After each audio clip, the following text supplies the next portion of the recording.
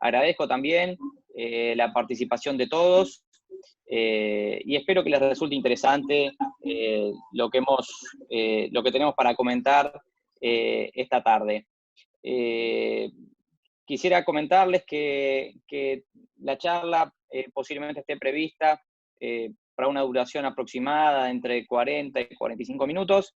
Después, como comentó Fernanda, podemos abrir un espacio para preguntas e intentar, más que preguntas, porque en este contexto hay más interrogantes que preguntas o más dudas que certezas, por lo menos intercambiar con ustedes algunos conceptos y algunas ideas.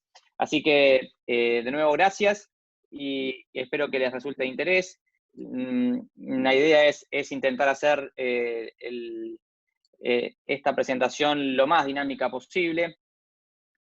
Para ello he preparado una presentación con algunos disparadores y en función de eso ir comentando brevemente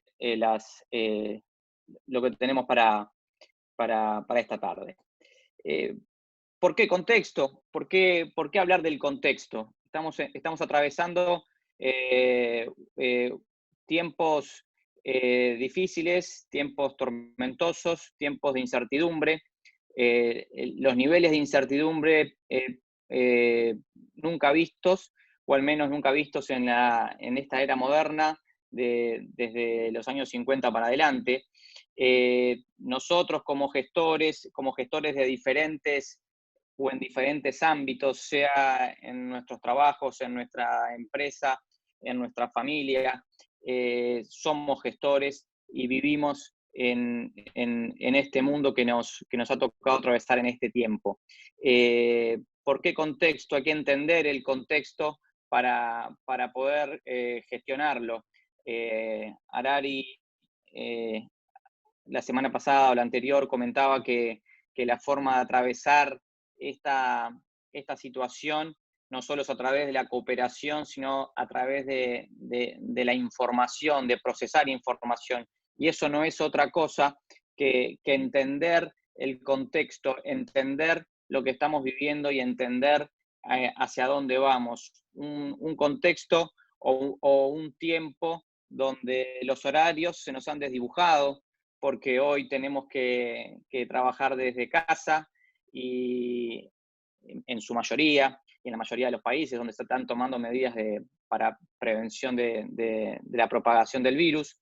Entonces tenemos que, bueno, esos horarios que antes teníamos rutinizados se están empezando a desdibujar y eso indudablemente nos genera un estrés adicional.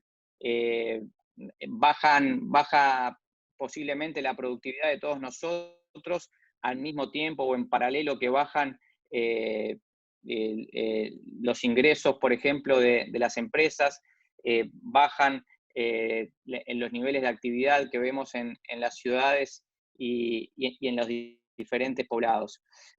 A la vez tenemos un volumen de información y un volumen de datos como nunca vimos, como nunca tuvimos.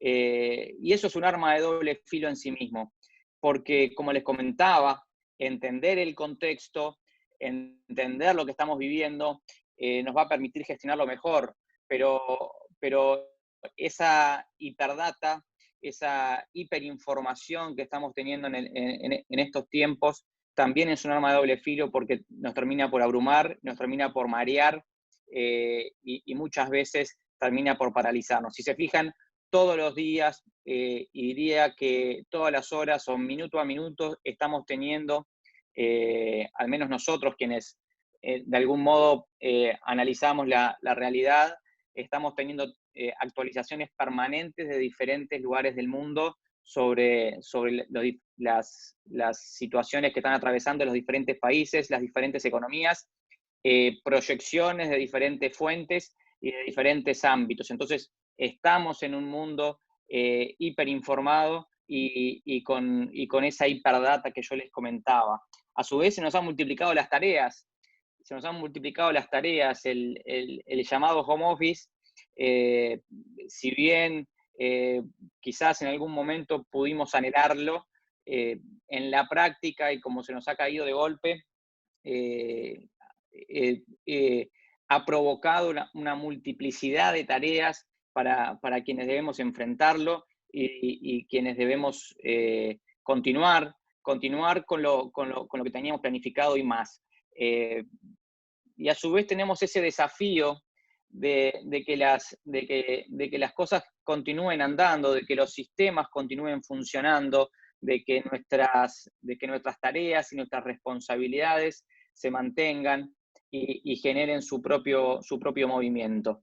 Vivimos tiempos de incertidumbre, como comentaba al comienzo. Esa incertidumbre que por algún punto deseamos que termine esta situación, pero lo cierto y lo concreto es que no sabemos cuándo va a terminar. No tenemos a ciencia cierta cuándo vamos a aterrizar en lo que llamábamos normalidad o lo que vivíamos como una normalidad.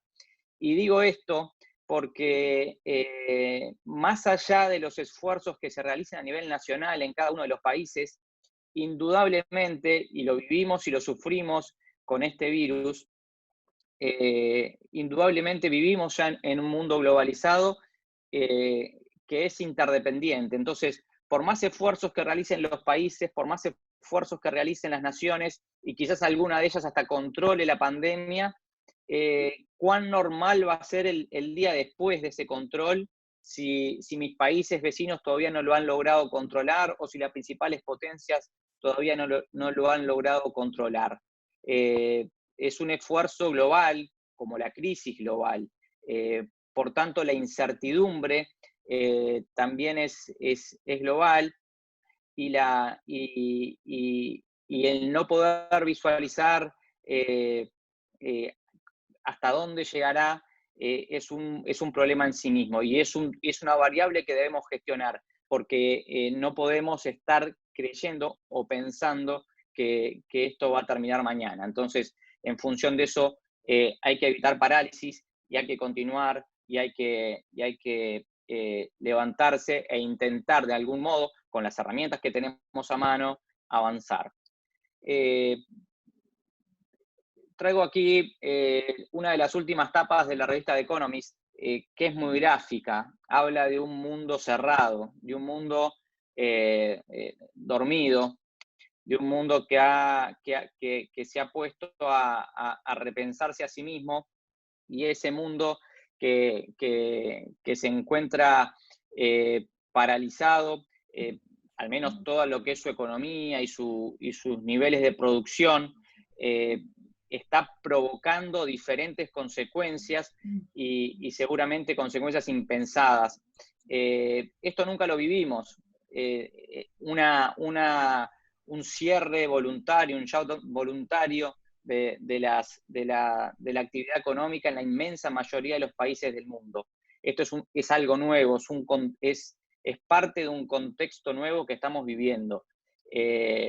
Y esto se ha visto reflejado en innumerables índices, en innumerables noticias financieras con sus consecuencias.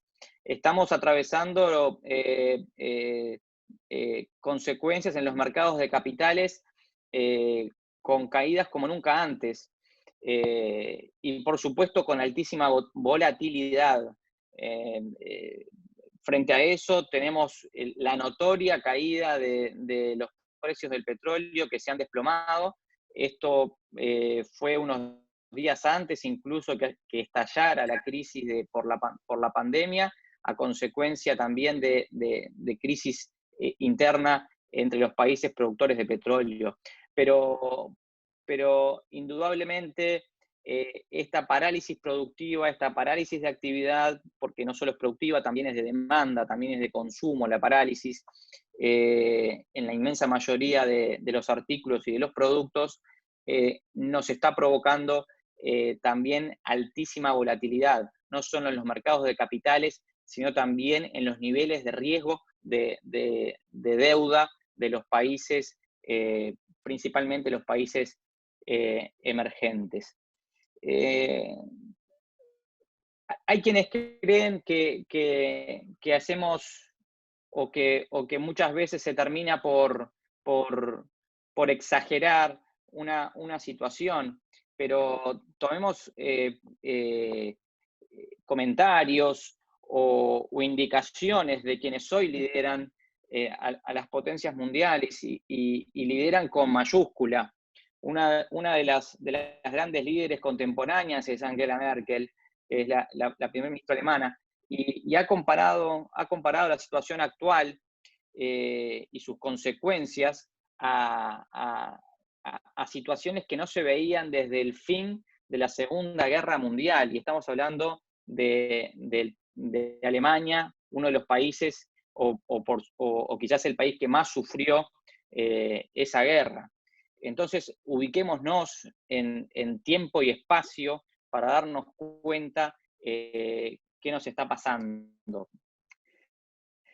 Como les comentaba, ha habido un fuerte shock negativo sobre todas las economías, y esto se ve reflejado en los mercados de capitales, en los mercados de acciones, con caídas muy pronunciadas. Si se fijan, lo que ocurrió en los últimos días de febrero, los primeros días de marzo, en la bolsa de Estados Unidos, la caída es notoria y ha borrado de un plumazo en una semana todas las ganancias acumuladas desde la asunción de Donald Trump en la presidencia de Estados Unidos. Esto indudablemente son hitos históricos en los mercados de valores, pero no veamos a los mercados como burbujas independientes, como burbujas estancas. Los mercados en general reaccionan o sobrereaccionan a situaciones que suceden en la sociedad, que suceden en la política y que suceden en la economía. Son un reflejo y sobre todo cuando los gérmenes de las crisis no están dentro del sistema financiero, como han sido este caso. A diferencia, por ejemplo, de la crisis internacional del 2008, donde los gérmenes de la crisis eran internos del propio sistema de mercado de capitales. Esto no. Aquí está reflejando claramente que el mercado está recogiendo una situación que es efecto y consecuencia de la propia pandemia y cómo eso está afectando el modo de vivir en sociedad. Remarco simplemente ahí que hubo una recuperación, es verdad, hubo una recuperación que vamos a comentar después, recuperación al fin, pero todavía no estamos muy próximos a concluir que esto es una recuperación firme. De hecho, posiblemente volvamos a ver que esa curva termine cayendo porque los fundamentos que llevaron a ese rebote todavía no están sólidos.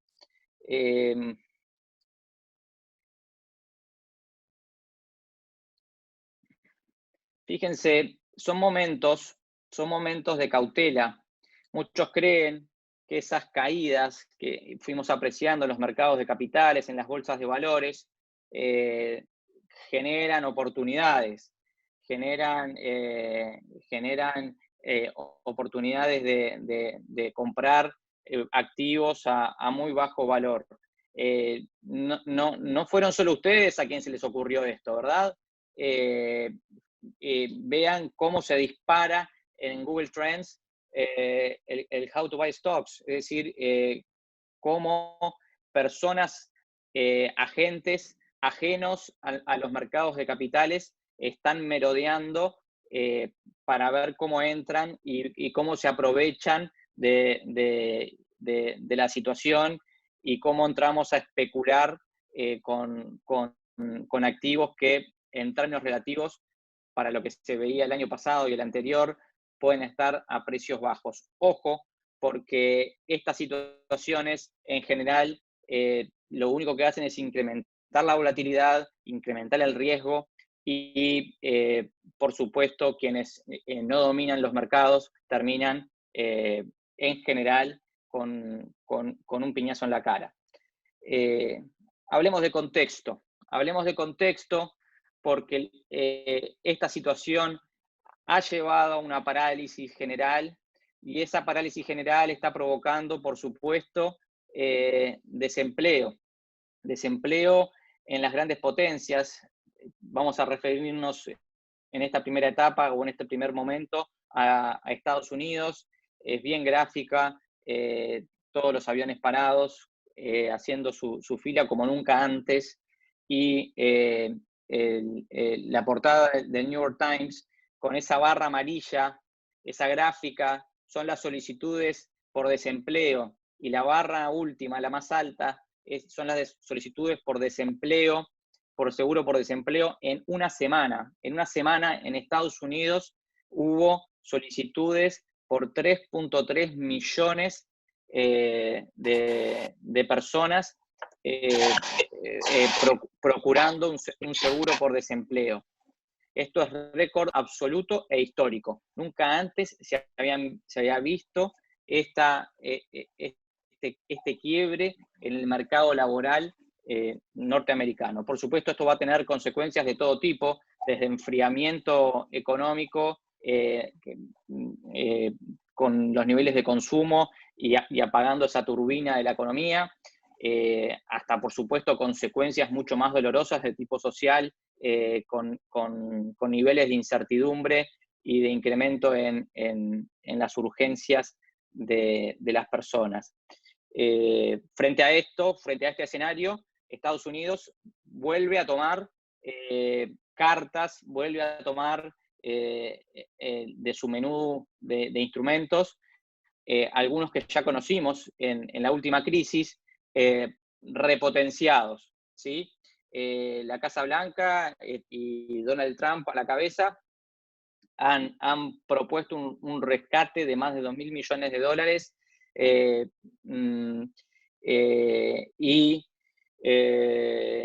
y esto indudablemente viene complementando con la reducción de las tasas de interés que ha propuesto la Reserva Federal, que vuelven a estar en cero o tendiendo a cero. Es decir, hoy el valor del dinero vuelve a estar en cero, con lo cual, si bien volvemos a ver la misma herramienta que se utilizó en el año 2008, la vemos muy acelerada y muy fuerte, lo que va a provocar indudablemente una sobreoferta de dólares y por tanto una menor presión de su valor. ¿Hasta cuándo y hasta cuánto Estados Unidos puede echar mano a la emisión monetaria y a convivir con tasas que quizás en términos reales sean negativas? Es una de las grandes incógnitas que se van a develar próximamente, porque recién Estados Unidos, hace quizás 2 o 3 años, dio por cerrada las cicatrices de la última crisis, y recién se estaba comenzando a visualizar una recomposición de las tasas de interés y se estaba empezando a fortalecer el dólar como moneda internacional y como moneda global. Sin embargo, esto indudablemente pega en el corazón de esa evolución, de esa progresión, y abre un nuevo compás de incertidumbre sobre lo que va a ocurrir con la primera economía mundial, que, como ya sabíamos, estaba prevista su caída ya para los próximos años y confirmada en el 2030 como principal economía mundial, pasaría a ser la República de China. Y China, que posiblemente muchos, el otro día estaba leyendo que las opiniones negativas sobre China se habían multiplicado en las redes sociales y las opiniones desfavorables sobre el país a partir de la propagación del coronavirus. No lo sabemos a ciencia cierta y esas historias conspirativas nunca, al menos en lo personal, nunca me he afiliado a ellas. Lo cierto es que la economía china, que es el principal socio comercial de muchísimos países y sobre todo de muchísimos países en América Latina, se ha transformado en un player, en un jugador fundamental para nuestra producción, para nuestras producciones, y su caída la estamos sufriendo y la vamos a sufrir.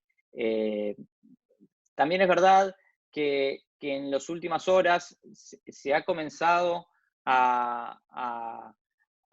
o ha trascendido información oficial desde el gobierno chino sobre un control de la pandemia en aquel país, y también con ello se han verificado rebotes interesantes en, por ejemplo, lo que es la producción manufacturera industrial, con un informe con datos que salieron hoy, donde se recupera la producción, datos que nos llegan de las importaciones que está realizando China, con algunos rubros que prácticamente no han caído, por ejemplo, en el rubro lácteo, los lácteos, que son producto de exportación muchas veces de la región, de Argentina, de Uruguay, etcétera, y que China es comprador. Bueno, en ese rubro, por ejemplo, no han caído.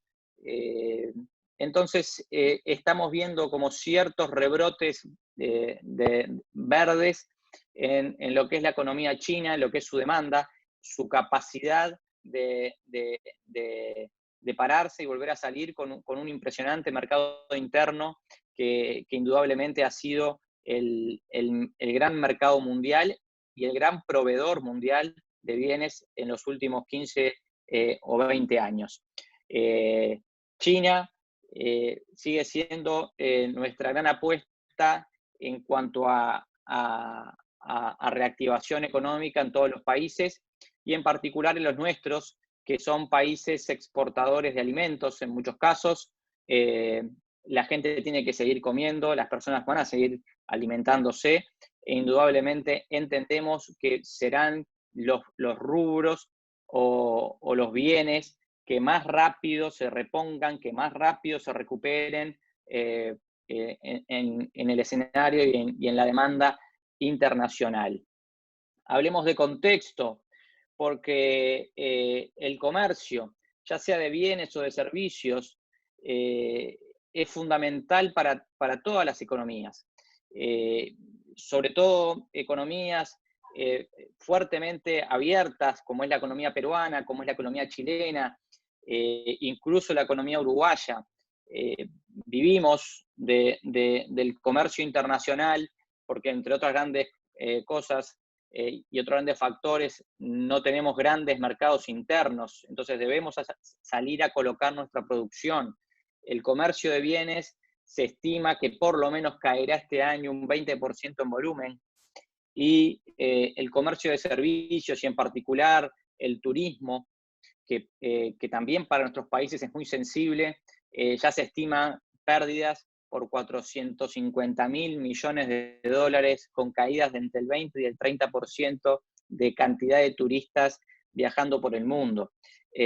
Son caídas muy pronunciadas, que nunca se vieron y que tendrán su consecuencia notoria en los desempeños económicos de nuestros países. Si algo ha venido a mostrarnos esta crisis, entre otras cosas, es que hasta hace un mes, 2 meses, creíamos, convencidos, que la forma más eficiente de producir, que la forma más eficiente de desarrollar nuestra producción era con cadenas internacionales o regionales de valor, con cadenas internacionales o regionales de producción. Esto es, hago y produzco piezas o partes o procesos en cada lugar donde es más eficiente, Marco, realizarlo, eh, nos ha venido a mostrar que estas cadenas globales, repito, o regionales de valor, tenían consigo un riesgo implícito de interdependencia, donde vemos cómo se han roto eslabones de esa cadena y por tanto se han roto procesos productivos en varios países. Es decir, cae un país, cae una economía o caen varias y eso desencadena parálisis productiva en otros.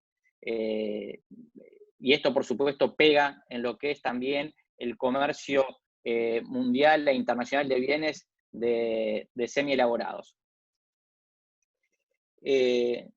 Como ven, vamos de a poco entrando o bajando en lo que es lo que nos va a tocar vivir a nosotros como países emergentes, como economías emergentes. En muy poquito tiempo, en un mes aproximadamente, han salido de nuestros países, se han fugado de nuestros países 83.000 millones de dólares. 83.000 millones de dólares ha sido la salida de capitales que hemos tenido en este tiempo, desde que fue más pronunciada la crisis internacional. En muy poquitito tiempo vimos una fuga como nunca antes vimos de capitales. Esto es inversión, esto es financiamiento. Para que se hagan una idea, 83.000 millones de dólares es todo lo que produce Uruguay en un año. Es el PBI anual de Uruguay en un año medido por paridad de compra. Es muy fuerte lo que ha ocurrido en los últimos meses. Por supuesto que quien lidera la caída de capitales internacionales, quien lidera la fuga es Brasil con 12.000 millones de dólares, es decir, la principal economía latinoamericana lo está sufriendo de forma muy pronunciada esta salida de capitales.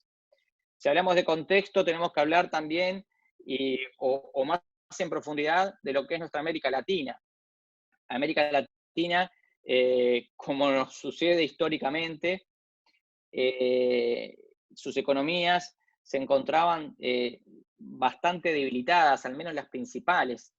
Y quizás habíamos visto, sobre todo con la expansión de los commodities en la década 2005-2015 o 2004-2014, cierta expansión de las economías latinoamericanas, pero habíamos llegado a un punto en que nos comenzábamos a enlentecer, comenzábamos a sentir que teníamos que continuar repensándonos, sobre todo a muchas de las economías latinoamericanas que no habían procesado reformas estructurales profundas para dar un salto al desarrollo.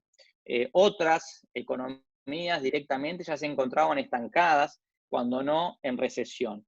Por tanto, no es que tampoco nos encuentra con holgura para variar en la historia, nos encuentra tambaleantes, y esto obviamente agrava una situación que ya teníamos. Para que se hagan una idea, el coronavirus, según la CEPAL, también hace una similitud, hace una comparación, un paralelismo entre lo que va a ocurrir o lo que está ocurriendo, ya nos está ocurriendo y quizás no nos estamos dando cuenta o no estamos percibiendo.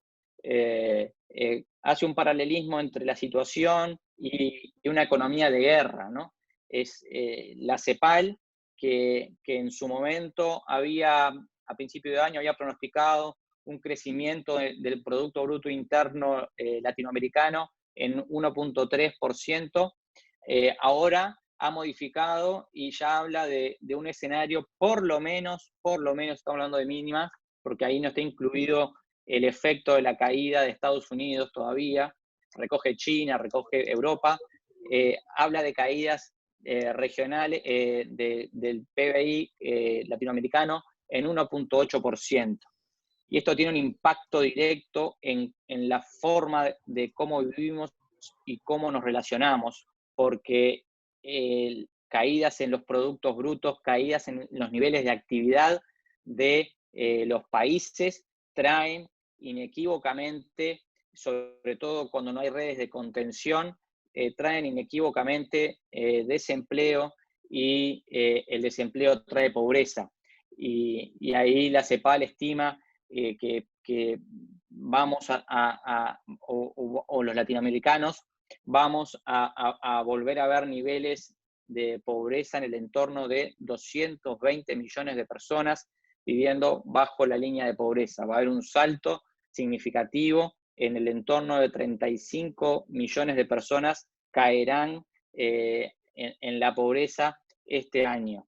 Es casi un incremento del 20% de los niveles de pobreza actual. Y de extrema pobreza se está hablando que alcanzará a los 90 millones de personas.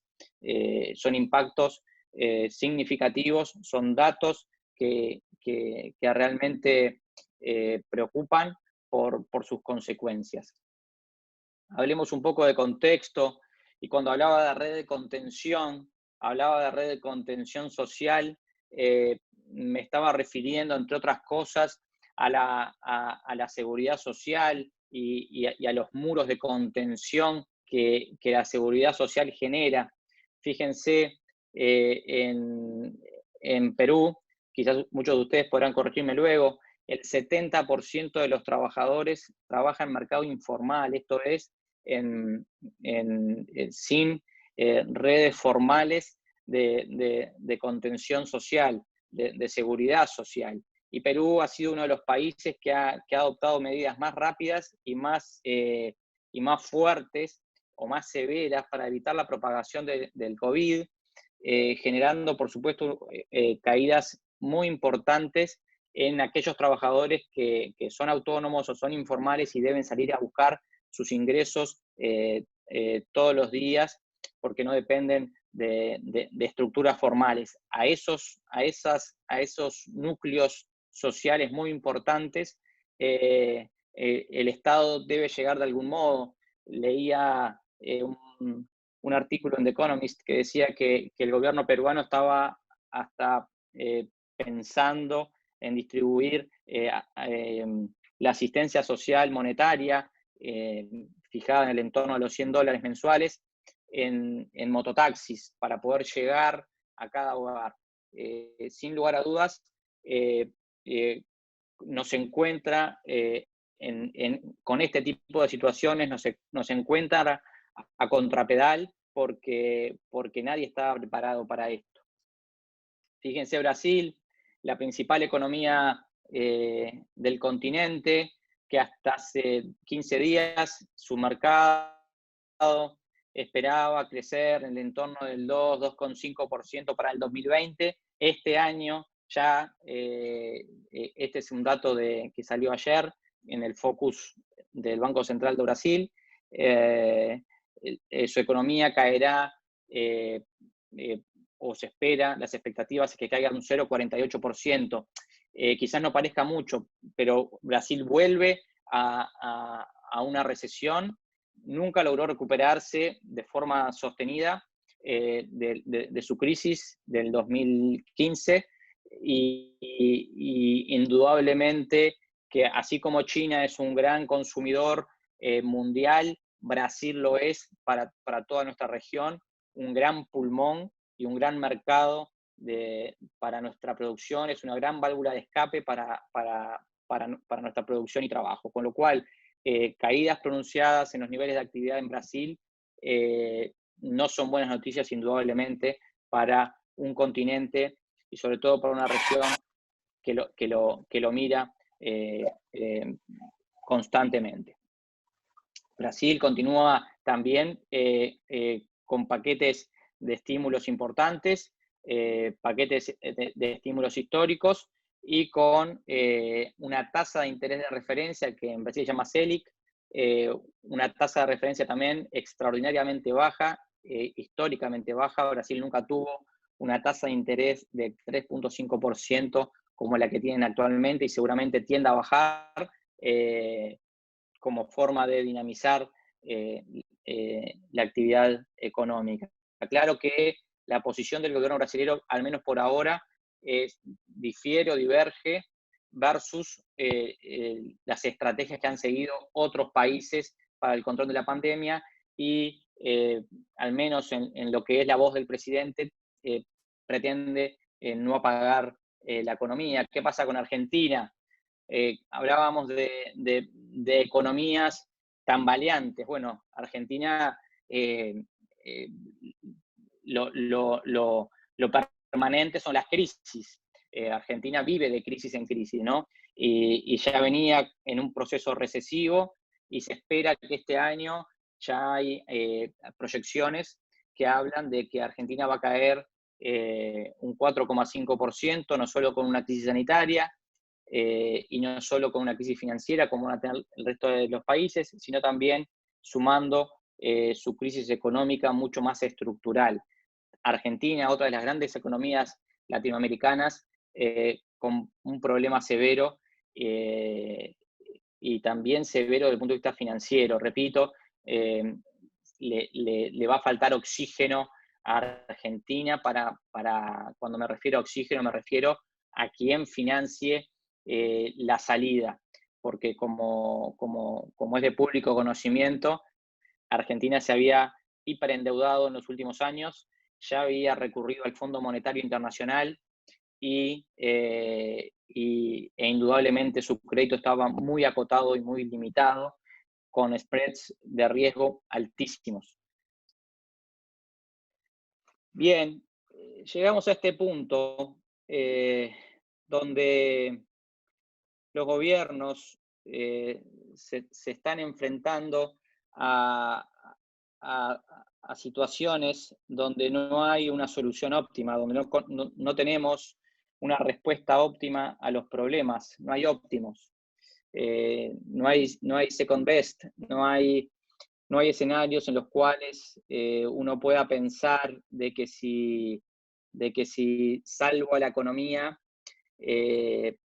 en algún punto corro serios riesgos de generalizar una pandemia que termine por generarme situaciones muy dolorosas como está atravesando, por ejemplo, España o Italia, donde los sistemas de salud no han soportado el volumen de gente infectada.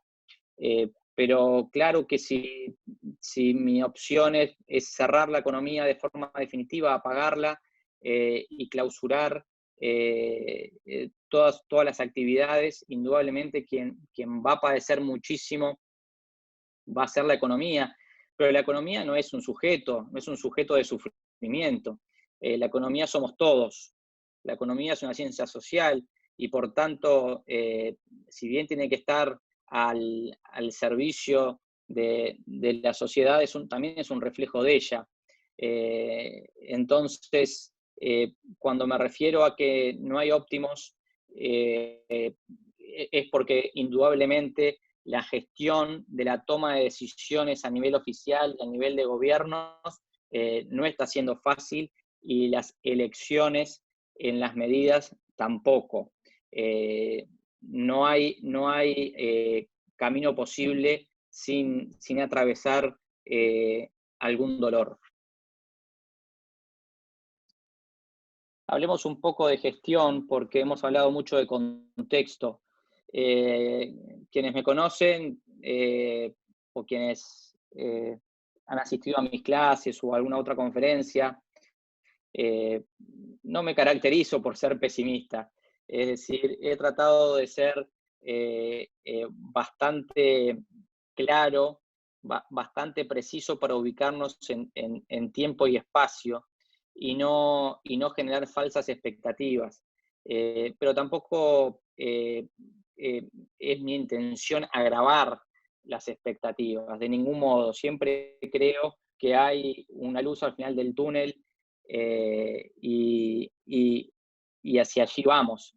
Siempre hay un día después y siempre hay un mañana sobre el cual pensar y preocuparnos y ocuparnos. Y creo que en eso están pensando un poco los gobiernos. Los gobiernos deben reevaluar sus políticas de endeudamiento, por supuesto dejar atrás, por lo menos por este año y el próximo, objetivos de endeudamiento o disminuciones de endeudamiento público.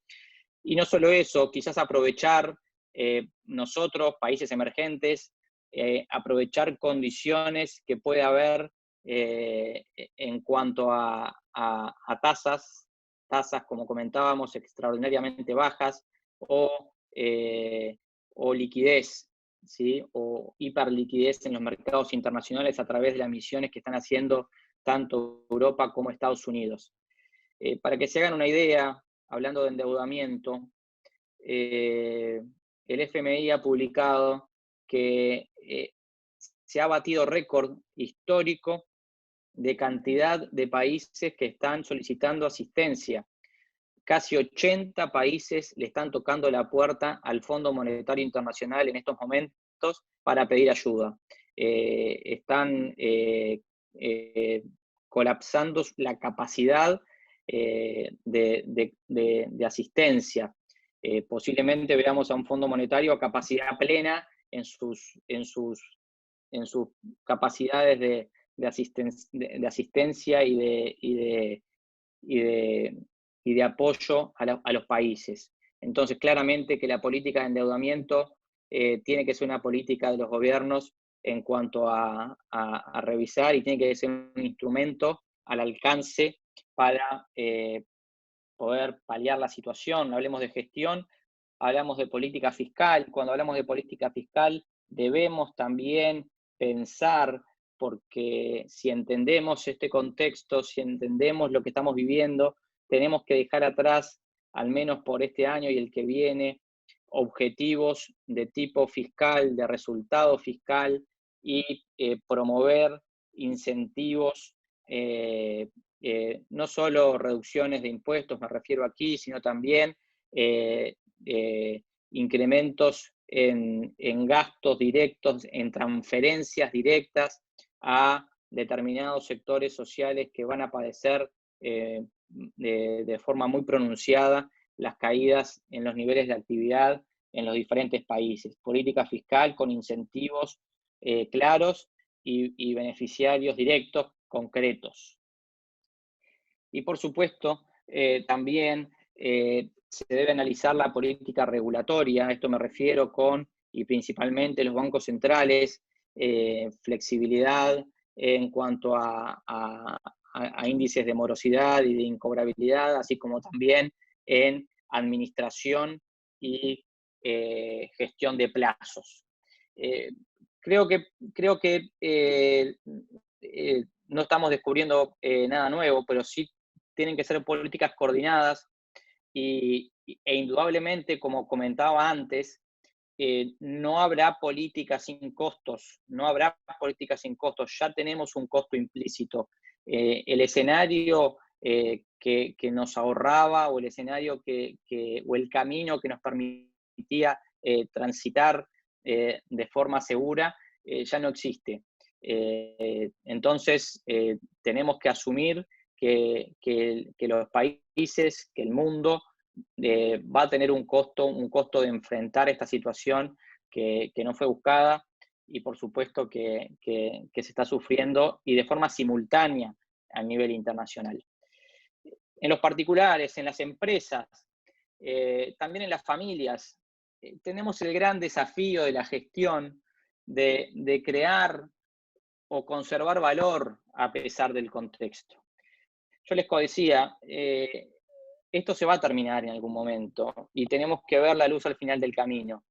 Y cómo transitemos, de la forma que transitemos esta situación, también será motivo y causa de cómo logremos rebotar y salir.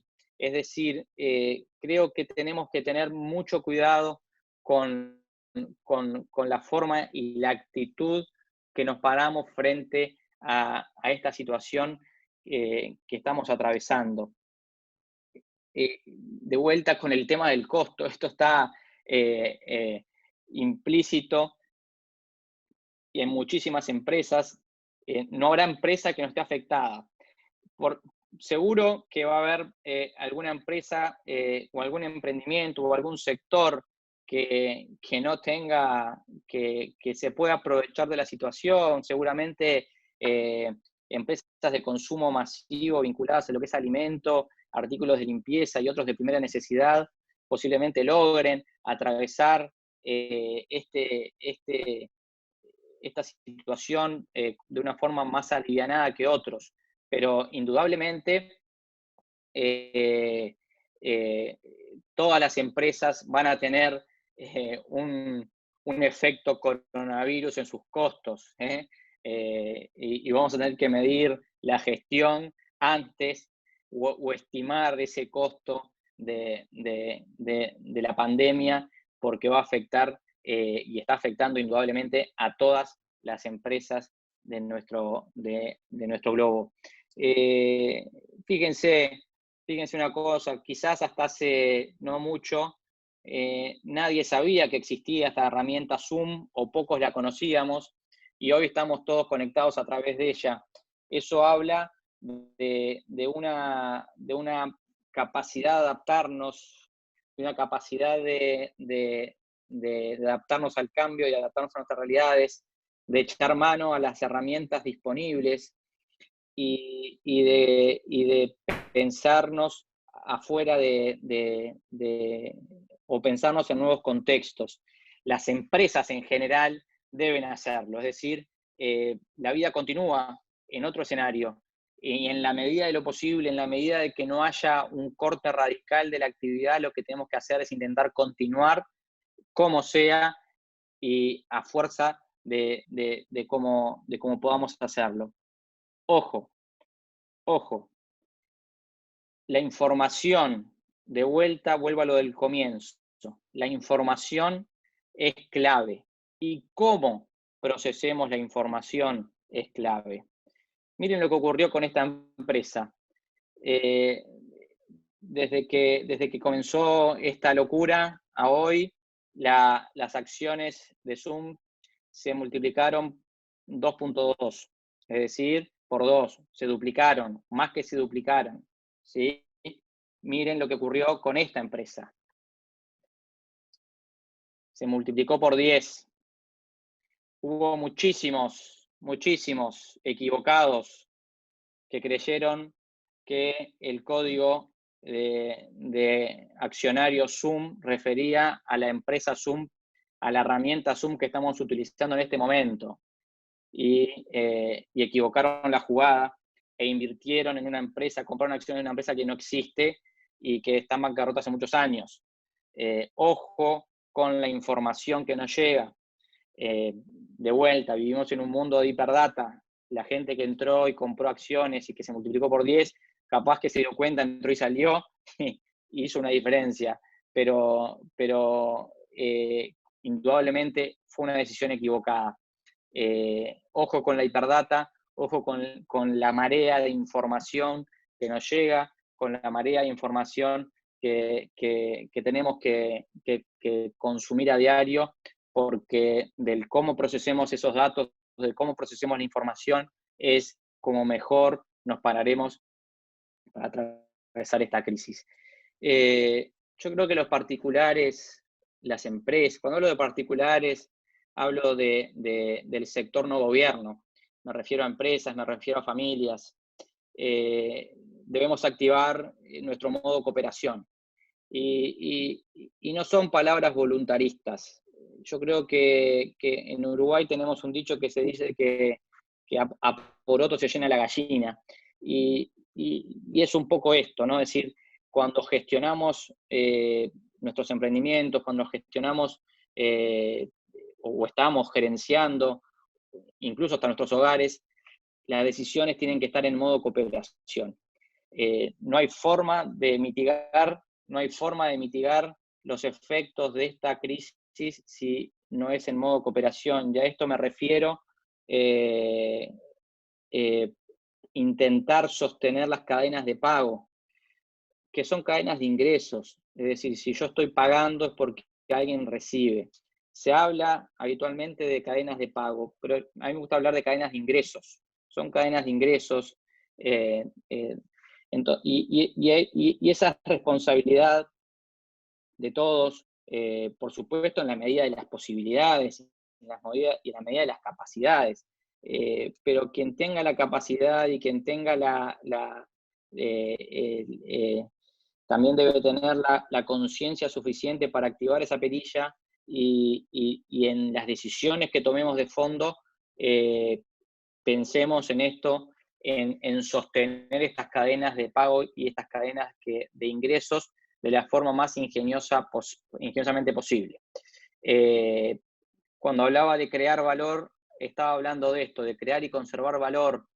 Cuando atravesemos esto y miremos para atrás, vamos a ver quiénes estuvieron en modo cooperación y quiénes cortaron cadenas de pago, quiénes se preservaron y cerraron sus puertas y se fueron a hibernar a ver qué ocurría. Sostener cadenas de pago que son cadenas de ingresos. En la medida de lo posible, sostener empleos lo máximo posible, por el mayor tiempo posible. ¿Sí? Y esto va enraizado con lo otro, es decir, si sostengo empleos, sostengo cadenas de pago y sostengo cadenas de ingresos. Esos ingresos que se reciben como salario también serán pagos hacia otros agentes que también serán ingresos y así sucesivamente. Es decir, seguimos alimentando esa cadena de pagos. Por supuesto, y de vuelta quiero recalcar, no son palabras o mensajes voluntaristas, es un mensaje en la medida en que podamos activar esto. Y por supuesto, es momento de identificar gastos que son superfluos, que no agregan valor, que no contribuyen y que no le hacen daño a nadie si se los cancela.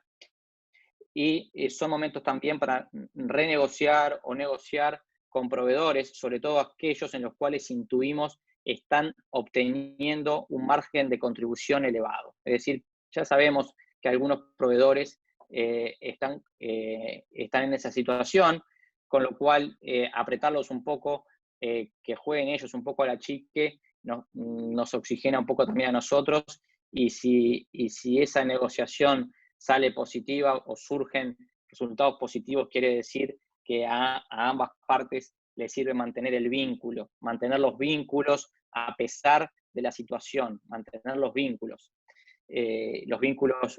ni que hablar afectivos, pero sobre todo los vínculos comerciales que nos hacen hacer funcionar los diferentes engranajes de nuestros emprendimientos. No es fácil, de vuelta, así planteaba la gestión oficial y la gestión de gobierno, y que se viera de que no hay óptimos y que se viera que no hay tránsito sin costos, para que se comprenda también luego a nivel particular y a nivel empresarial que tampoco habrá soluciones óptimas, tampoco habrá caminos óptimos y que habrá un costo que se deberá asumir y que se deberá transitar. Lo importante es pensarnos en el día después, pensarnos en cuando todo esto ocurra, cuando todo esto termine. Hablemos de gestión, nos salvamos juntos o nos hundimos separados, decía Juan Rulfo, en México y los mexicanos, y estoy de acuerdo.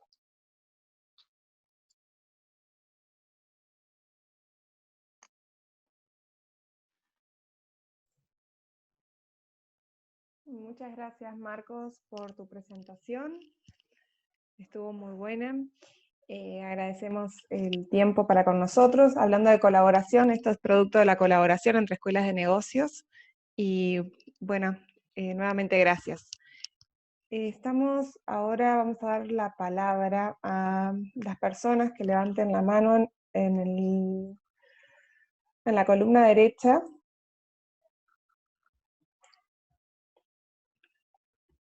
o si no lo encuentran pueden dejarnos también en el chat alguna pregunta que tengan para el ponente. O no se entendió nada o fui muy claro, ¿no? Esa es la otra. Ahí está, Federico de Lozano. ¿Puedes habilitar tu micrófono y hacer la pregunta, por favor? ¿Cómo estás, Marcos? ¿Cómo andas, Federico? ¿Todo bien, vos? Todo bien. Marcos, muy interesante todo lo que comentaste. Creo que rondaste varios aspectos de una problemática bien compleja. Y quería consultarte un poco en referencia a cómo otros países, por ejemplo, citabas el ejemplo de Alemania. ¿Cómo otros países han enfrentado este tipo de situaciones o crisis con impactos similares? Y cuáles fueron los principales triggers quizá que desataron un cambio o un repunte en la industria. Bien, gracias, Federico. Situaciones similares eh, no ha habido. Es decir, incluso cuando comentábamos, cuando Angela Merkel comentaba lo de la Segunda Guerra Mundial, muchos países salieron más dañados que otros, varios países salieron más dañados que otros. Eh, Quizás de las dimensiones que estamos viendo con caídas significativas en la inmensa mayoría de los países del mundo, yo no sé si había ocurrido alguna vez, con total sinceridad. Sí sabemos cómo se reconstruyó Europa luego de la guerra, y fue a través de inversión pública y endeudamiento. Y creo que no hay muchas alternativas. Yo decía durante la presentación que depende de cómo te agarre, ¿no? Es decir, Alemania había hecho las cosas muy bien hasta este momento, tenía una solidez económica y una solidez institucional, quizás de las mejores del mundo, y eso obviamente te da un oxígeno diferente para atravesar este problema. Otros países no. Latinoamérica es un caso típico, ¿no? Bueno, de situaciones económicas mucho más débiles, más debilitadas, y países potencias como España o Italia también lo están sufriendo. Yo creo, Federico, que, que la presencia de los estados con políticas de Estado van a ser fuente de solución. Para eso tiene que haber madurez de los sistemas políticos en general para dar solidez y confianza a las medidas que se vayan tomando. No hay otra como comentaba al final, no hay muchas alternativas si no hay cooperación entre los diversos actores. Bien, muchas gracias. Bien, muchísimas gracias. Gracias, Federico. Por chat, Carmen Maciel, del MBA 143. No sé, Carmen, si tú quieres preguntarla directamente o la leo. ¿Aló? Hola. Hola. Sí, Carmen, te ¿Cómo escuchamos. estás? Muy ¿Qué bien. tal? Buenas tardes. Muchas gracias por la exposición, ha estado muy interesante y en realidad mi consulta iba por los emprendedores, por empresas pequeñas que justo son los más afectados. ¿Cuál es la opinión o recomendación para afrontar esta situación a raíz del coronavirus?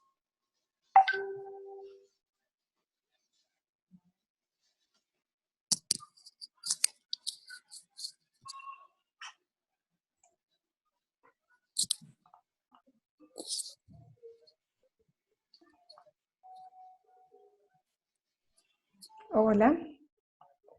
¿Aló, me Marco, escuchan? ¿nos escuchas, Marco? Creo que justo se cayó la conexión.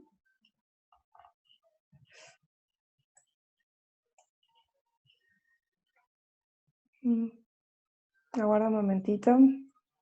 A ver, puede haber habido un problema de conexión.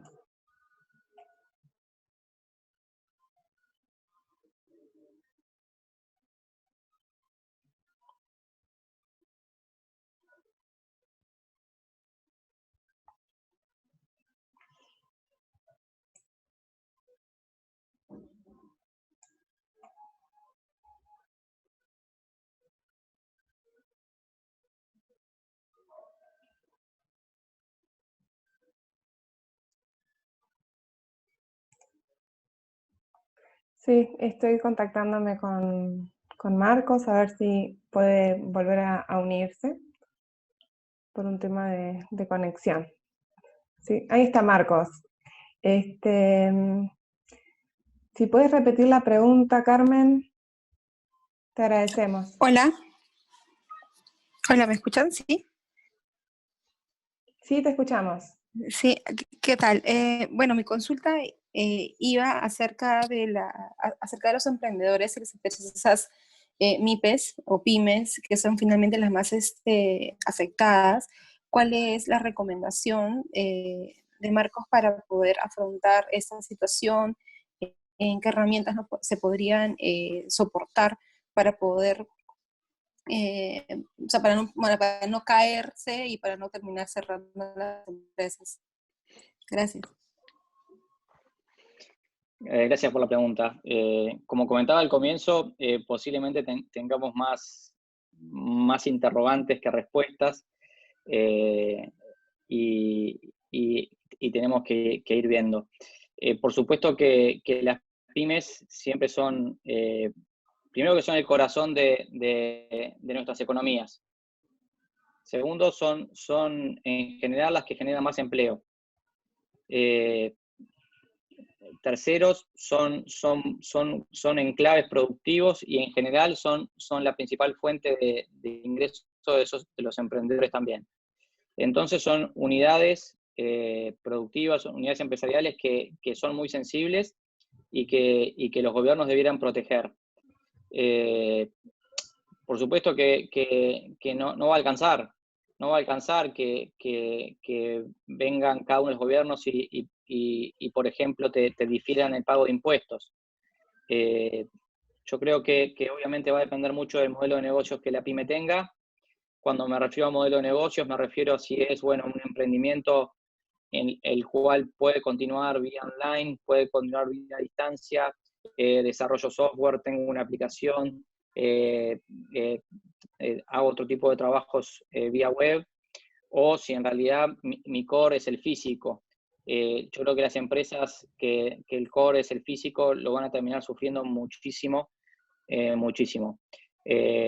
Hay algunos planes oficiales de los gobiernos que lo que están haciendo es volcando créditos blandos a muy bajo costo para las pequeñas y medianas empresas, para oxigenarlas. Pero de vuelta, tenemos que evaluar y ver el modelo de negocios y obviamente si tiene una viabilidad con el cierre de la economía o hay que tomar la decisión de entrar en suspenso. Son decisiones dolorosas, complejas, sobre todo para emprendedores que han puesto muchísimo, no solo recursos materiales, sino también muchísimo tiempo y muchísimas energías y muchísimas expectativas en su emprendimiento, y por una razón ajena a su gestión y a su idea de negocio, el emprendimiento puede verse notoriamente afectado o incluso llegar a tomar la decisión de cerrarlo. Pero de vuelta, habría que analizar un poco el modelo de negocios y siempre pensando en seguir, salvo que sea radicalmente imposible. Bien, muchas gracias, Marcos, por la respuesta. Tenemos 3 preguntas más de Macosta, que le doy la palabra, luego viene Micaela González y Vilma, que luego seguiría. María José Acosta creo que es. Sí, buenas tardes. Primero agradecer por la exposición. Yo soy de Uruguay, trabajo en el interior del país con pymes, asesorando pymes a través de la Agencia Nacional de Desarrollo, y un poco una consulta alineada a la que hacían anteriormente, consultarle a Marcos si ¿qué tipo de talleres de capacitación considerás que serían positivos y aportarían para las pymes en este momento? A ver, nosotros trabajamos en distintas líneas, estamos tratando, bueno, de sostenerlas y analizando un poco todas las cuestiones que has presentado en la exposición, pero hemos pensado también en que es un momento en que ya se pueden en que los empresarios o los emprendedores se pueden capacitar. Entonces, pensando un poco en eso, quería consultarte si tenés alguna recomendación o en qué línea irías tú. Sí, nosotros en la Escuela de Negocios en Uruguay, increíblemente estamos teniendo demanda por este tipo de cosas, por este tipo de aspectos, por este tipo de capacitaciones. La gente no quiere perder el tiempo, siente que bueno, más allá de que se nos hayan multiplicado las tareas, como comentaba al comienzo, se nos haya dificultado muchísimo nuestro diario vivir porque el famoso home office tiene sus vericuetos, también la gente siente bueno, que incorporar herramientas es muy importante, y herramientas vinculadas a la capacitación. Coincido plenamente.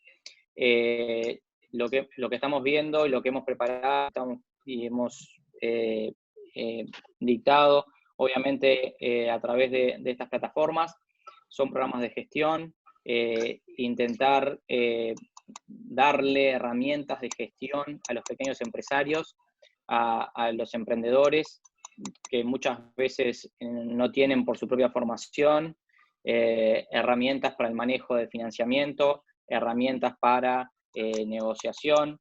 Hablaba que uno de los puntos es poder llegar a negociar contratos o renegociar contratos, cláusulas. Muchas veces las pymes se ven enfrentadas a vínculos que no son entre pares, que no son entre iguales. Tengo que enfrentarme a un proveedor muy grande, tengo que enfrentarme a un cliente muy grande. Entonces, herramientas de negociación, herramientas de gestión y, por supuesto, manejo y uso de la tecnología, sobre todo en algunos sectores, es fundamental. Bien, bárbaro, muchísimas gracias. Bien, vamos a darle la palabra a Micaela González. Sí, hola, ¿qué tal? Buenas tardes para todos. Gracias, Marcos, por las palabras, por la charla de ahora, que fue muy amena y muy interesante. En realidad mi pregunta va un poco orientada me llamó poderosamente la atención las cifras que publicó el Fondo Monetario Internacional respecto a la salida a la fuga de capitales, que alcanzaban los 83 millones desde el inicio de esta crisis, y la verdad es que es un tipo de información que me parece como muy peligrosa, sobre todo la propagación, porque genera como una corrida, o por lo menos me da la sensación, ¿no?, que juega mucho con las expectativas de la gente, perdón, y puede llegar a generar una corrida bancaria que nosotros en el año 2002, nosotros y el resto de la región también, que la vivimos y la padecimos bastante. Te quería preguntar básicamente cómo nos ves a nosotros en Uruguay, si podemos hacer frente, si se diera una situación similar al año 2002. Ahora en Argentina también no tengo el número exacto, pero sí conozco varios empresarios que también estaban sacando el dinero del país o poniéndolo increíblemente en cofres, en cofres de seguridad, algunos aquí en Uruguay, y la verdad es que me genera bastante miedo, y bueno, nada, ahora tú lo expusiste acá, Dios, más que la pregunta de cómo nos ves a Uruguay como país, sino es una situación bastante peligrosa. Sí, hay que un poco distinguir la fuga de capitales. No son, en ese caso, no son son fugas vinculadas o en de capitales que Uruguay no tiene bolsa de valores. Entonces tampoco las empresas utilizan esa fuente de financiamiento como algo cotidiano, es decir, la emisión de acciones y salir a bolsa. Entonces, la principal fuga o la más rápida se da por ese canal y no tanto por depósitos en los sistemas financieros. Uruguay, creo que estamos lejos de la crisis del 2002. Es muy diferente por varias razones. Teníamos una economía muchísimo más dolarizada, teníamos una economía con ciertas debilidades en el sistema financiero y con muchísima menos liquidez. Creo que ha habido un aprendizaje en términos generales. Por supuesto que nunca se descarta nada, pero creo que estamos muy lejos de un quiebre desde el punto de vista del sistema financiero. De vuelta, y quiero que se queden con lo último y no con lo del comienzo, si entramos en modo cooperación, porque el sistema financiero funciona en modo cooperación. Si todos vamos a buscar los dineros, en un momento se acaban. Si evitamos esos pánicos, los sistemas terminan funcionando. Creo que estamos lejos de esa situación, repito, pero claro, hay que ir monitoreando, porque las cadenas de pagos, si se cortan, también el sistema financiero cortará sus fuentes de ingresos. Por tanto, también puede haber un efecto arrastre. Pero creo que por ahora estamos tranquilos. Y hay un tema que no lo mencioné, pero que ya de paso lo menciono. Se está hablando en la inmensa mayoría de las economías, la expectativa forma de no sea una caída muy pronunciada como estamos teniendo, un estancamiento abajo y después una lenta recuperación. Lo que se está visualizando, lo que se está esperando en la inmensa mayoría de las economías es un efecto V o un efecto V corta, donde la caída es muy pronunciada, se llega a un punto mínimo y se espera un rebote rápido. Y porque los problemas que se están atravesando ahora no son intrínsecos de la economía, es una pandemia. Entonces, lo que esperamos es que cuando esto se apague, haya un rebote de forma rápida y significativa. Ese es el tiempo que tenemos que soportar para que no se deteriore todo. Bien, muchas gracias. Vilma Granados, ¿tenías una pregunta para Marcos? Sí, buenas tardes. Te saludo desde Perú. Mi pregunta es la siguiente.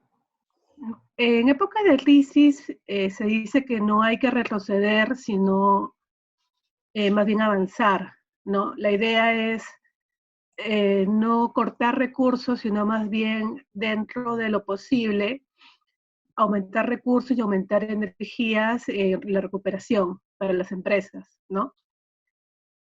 Por ejemplo, acá en el Perú, bueno, tú ya tienes claro más o menos cómo está el entorno financiero y cómo va a estar cuando termine la crisis.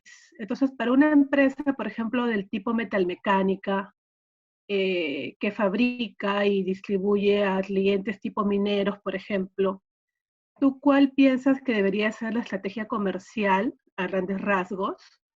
¿Debemos tomar una contracción o debemos más bien de repente impulsar vía comercialmente de repente la demanda y el abastecimiento a nuestros clientes? Bien, sí, no es un sector ni un tema que domine las políticas comerciales. Coincido con Vilma en la posición y la actitud frente a la situación. Cuando yo me refería al final en que tenemos que tratar de crear o conservar valor, me refería a eso, a sostener los vínculos con nuestros clientes, con nuestros proveedores, y eso puede implicar, entre otras cosas, sostener políticas comerciales y vínculos comerciales con todos ellos. Cuando todo esto pase y cuando la marea vuelva a transformarse un poco en normal, yo creo que va a haber una revalorización de aquellos que conservaron y crearon valor, y aquellos que se fueron y dieron la espalda a la situación. Confío que así sea, y por eso creo que la actitud tiene que ser en la medida de lo posible, de vuelta, tiene que ser una actitud activa y proactiva y mantenerse de algún modo en movimiento. De algún modo en movimiento. Y si no están produciendo, estamos investigando, y si no estamos investigando, estamos diseñando, y si no estamos diseñando, estamos conversando con nuestros clientes para ver cómo están y cómo podemos ayudarlos, y así sucesivamente. Creo que lo que nos va a distinguir es esa capacidad de enfrentar la situación con esa actitud, con la actitud de estar en movimiento y de no jugar a la chique. Porque si jugamos al empate hay probabilidades de perder. Gracias, Marco. Dani Pajares, tienes la palabra para tu consulta. Hola, ¿qué tal, Fernanda, Marcos? Muy buena exposición, muchas gracias. Bueno, mi consulta va relacionado al tema de, ¿cuál es tu opinión relacionado al tema de que el gobierno peruano está inyectando una cantidad enorme de dinero para la economía, ¿no? Estamos hablando, dicen, cerca de 25.000 millones de dólares, ¿no? Paralelamente se está debatiendo, ¿no? En varias armadas se va a repartir ese dinero, en tema de empresas, apoyos a las pymes, etcétera. Paralelamente a esto, están debatiendo estos días en el Congreso el tema de si se puede liberar el 25% de los montos de las AFPs. Ya el Estado también informó de que 2.000 soles, aproximadamente de $700 por ahí, se estarían liberando también de las AFPs para casi en un monto total de casi 1.500 millones de dólares, ¿no? Y todo ese ingreso de economía, de efectivo que va a haber en el mercado nacional, ¿cómo crees, cuál es tu opinión? ¿Nos va a favorecer? ¿Puede perjudicar a la larga? Esa era mi consulta. Bien, como comentaba durante la exposición, hay un costo implícito del tránsito que se debe asumir, y posiblemente todos los países terminen de algún modo u otro hipotecados hacia futuro. La inyección de fondos, la inyección de recursos a la economía es uno de los instrumentos que se están utilizando en todos los países del mundo con capacidad de hacerlo, con lo cual veo razonable que el gobierno lo haga, porque tiene su gran contraparte, que es un montón de personas, un montón de compatriotas que viven, como comentaba, en la informalidad, y esa gente no tiene ningún tipo de contención. Por tanto, creo que podría ser un daño muchísimo mayor si no hay una reacción a tiempo de los gobiernos. Hay un gran problema en todo esto, que es la confianza en los sistemas políticos, que son quienes en última instancia terminan por distribuir esos recursos. Y hemos tenido sobrados ejemplos en América Latina de malos manejos y malas administraciones, o administraciones poco transparentes en cuanto a la gestión de los recursos. Entonces, cuando se habla de tanto dinero y de planes históricos y que van a tener un costo a futuro, indudablemente debería haber un gran control, al menos ciudadano, de que esos fondos realmente lleguen a los destinatarios de una forma directa, sin peajes y sin filtros. Pero creo que es la forma que tienen los pocos instrumentos que tienen los estados para que no se deteriore definitivamente todo.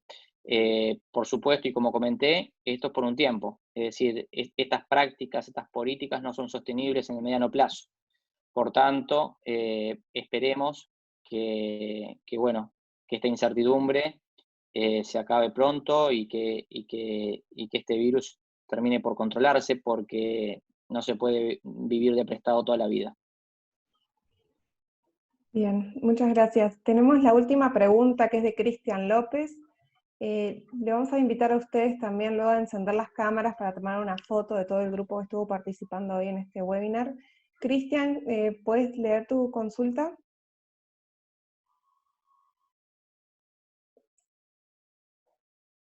Si no, se la leo yo. Y dice, ¿cuál es el país que está afrontando de mejor manera al COVID, tanto en lo salubre, económico, otros, o cuál es el país modelo? Sí, el país modelo depende mucho de la cultura y depende mucho de las circunstancias y el contexto. Y como comenté también, depende mucho de su situación previa, es decir, la capacidad de respuesta que tenían. Uno puede hoy quizás implementar las mejores medidas, pero si tenías una situación débil, por mejor que lo hagas, la vas a sufrir. Hay países que lo han hecho muy bien, el caso de Corea, y ha tenido una política muy, muy clara con esto, que es diagnosticar masivamente a la población, hacer diagnósticos masivos, hacer test masivos y rastrear el virus hasta encontrarlo y apartarlo. De esta forma se controla rápidamente la propagación y se evita su mortalidad. Se ha leído mucho y hay mucha literatura ya, a pesar del poco tiempo que tenemos en el tema este del coronavirus. Y una de las cosas que se dice es que tiene poca mortalidad, entonces los estados no estarán sobrereaccionando a un virus que en definitiva mata al 0,5 o 1% de los infectados, 2-3%. Bueno, y hasta muchos se han atrevido a hacer experimentos con un crucero donde estuvo el virus y evaluar cuántos del virus la han pasado mal y cuántos del crucero la han pasado mal y han tenido complicaciones luego. Bueno, pero esas tasas se dan o se pueden llegar a considerar bajas si los infectados son pocos. Ahora, cuando se masifica el virus, cuando se empieza a propagar de forma pronunciada, tenemos un gran problema que es la capacidad de los sistemas de salud. Y entonces ahí la tasa de mortalidad se dispara, porque los médicos, porque el sistema de salud no tiene la capacidad para atender a todos. Entonces, ese es el mayor de los riesgos, que se propague, que colapse el sistema de salud y que las tasas de mortalidad terminen siendo muchísimo mayores. Es lo que está ocurriendo, por ejemplo, con España, que tiene, hablamos de España, que tiene el 7º mejor sistema de salud del mundo, según la Organización Mundial de la Salud. Y sin embargo están muriendo a grandes cantidades. Por eso Corea, volviendo a la pregunta, ha hecho un gran trabajo de diagnosticar y de luego practicar muy estrictamente el distanciamiento social. Por supuesto que Corea tenía sus reservas y su economía en funcionamiento y sus recursos disponibles para enfrentar con otra fortaleza y otras virtudes esta situación que quizás la mayoría de las economías latinoamericanas no.